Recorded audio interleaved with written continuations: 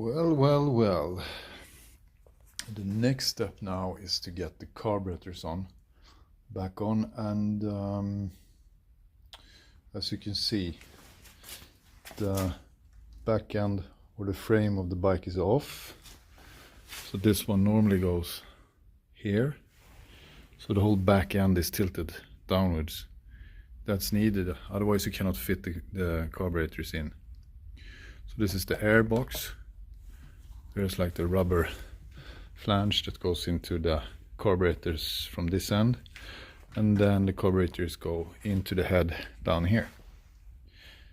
Now, when I took them off, I just loosened those two bolts on each of the rubber boots, I suppose it's called, I don't know.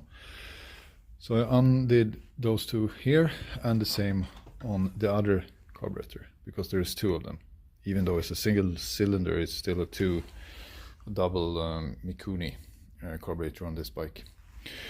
So, but when I'm gonna put this back on, one learning was that it was really difficult to get this rubber boot undone, the one on the left hand side, because it was just not enough room in there.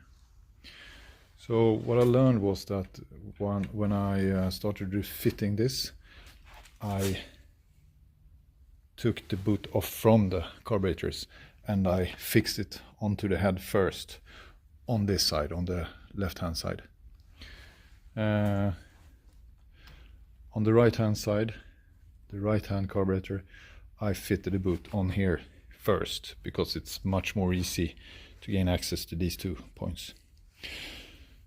And what else do we have? Yeah, once I've fitted those, I also need to get this one back on the bike. This is like the idle adjuster knob or thing. So this one goes in here.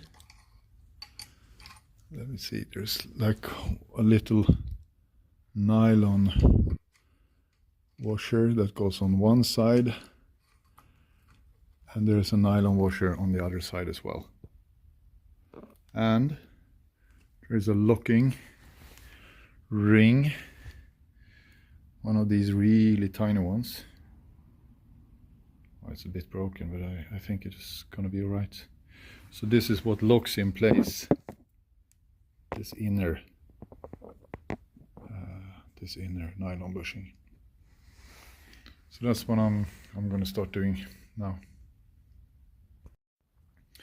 So, and now I've attached the carburetors back onto the head, and I've also attached this this small idle adjuster as well.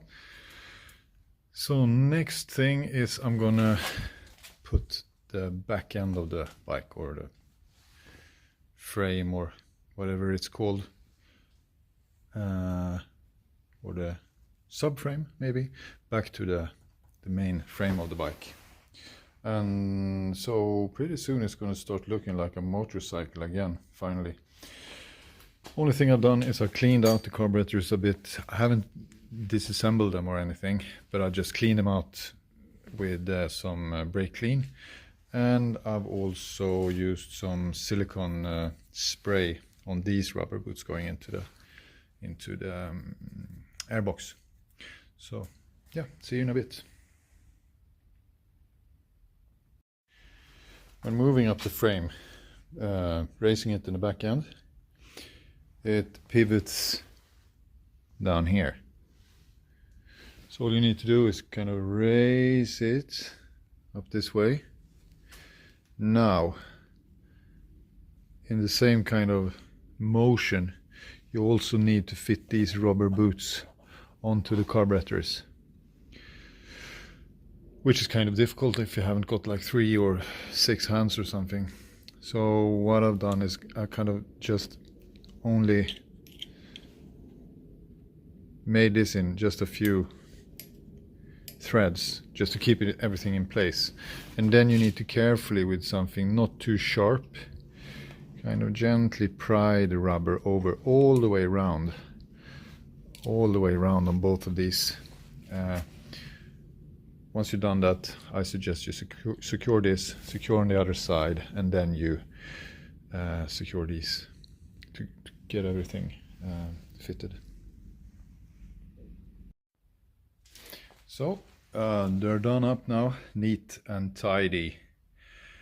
So this is what it should look like. When you fit these on, be very careful. You need to ensure that everything is all the way in, all around, the top end, bottom end, side to side. If you haven't made a proper fit, then you will have a leakage there, and the bike won't run very well, at least. So also, while you're here, don't forget to connect this pipe. This is the vent pipe coming from underneath the right hand side of the engine, going up like a loop over the head.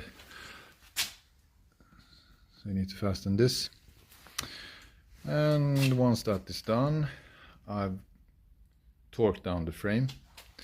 You do that here and here, which was also the pivot point. To be able to access this this nut, you have to undo the passenger foot peg, like so, and then you can gain access to it. So of course it's more or less the same on this side, but this pin you can access without having to undo the passenger foot peg. What else do we have? Well, leads and hoses and stuff. What you should now have still left to do is this one. This is like the fuel tank vent going up to the fuel tank. Once that is attached to the engine, you also have this one. This is the fuel lead going into the carburetor, obviously with the fuel filter on, and it is this lead as well. This is for the fuel pump. So yeah, it's kind of starting to look like a bike now, so that's nice. And just a very few additional things before I wrap up this video on how to install the carburetors.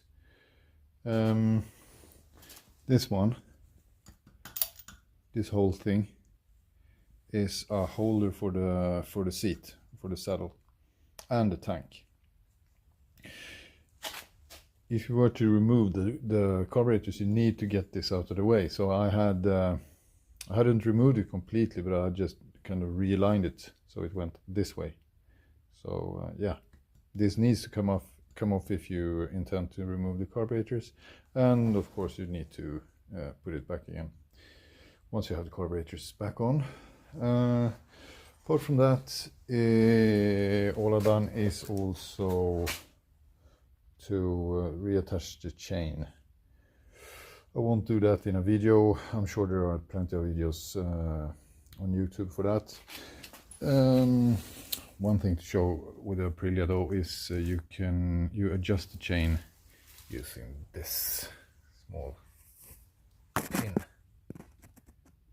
one on each of the back end of the swing arm.